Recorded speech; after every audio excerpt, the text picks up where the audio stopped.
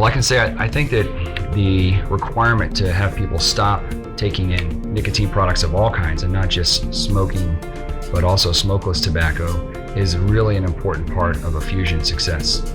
A lot of surgeons, and I've been to many national meetings where a poll was taken of the surgical audience and the question was posed, how many of you actually try to get your patients to stop smoking? Because all of us, especially those of us who are fellowship trained, understand the disastrous consequences that can result from a patient who continues to smoke and who smokes before surgery and of course smokes after surgery. And the primary reason for that is when a patient smokes, the nicotine in the tobacco, whether it's smokeless or tobacco that you smoke, that nicotine actually causes vasoconstriction. And what that means is that the blood vessels actually clamp down.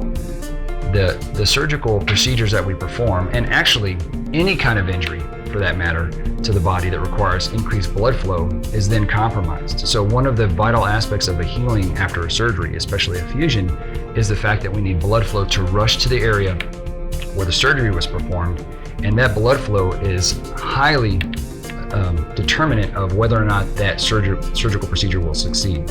So people that smoke have a higher risk of failure of fusion, they have a higher risk of wound complication, they have a higher risk of infections. And so there's a lot of very important reasons for the outcome of the patient that patients don't smoke prior or after a fusion. For me, I always recommend people, if you look at the literature, there's a recommendation that you should stop smoking 6 weeks, a minimum of 6 weeks prior to your surgery, and for at least, my recommendation is 1 year after a fusion. And the reason that I carry it out to a year, and of course for other medical benefits, the recommendation is that you never take up smoking again. But specifically as it relates to your spinal surgery or your orthopedic surgery, you want to avoid smoking for the entire length of time that you're healing at the very minimum. And a fusion takes a year for many people to actually solidify and mature.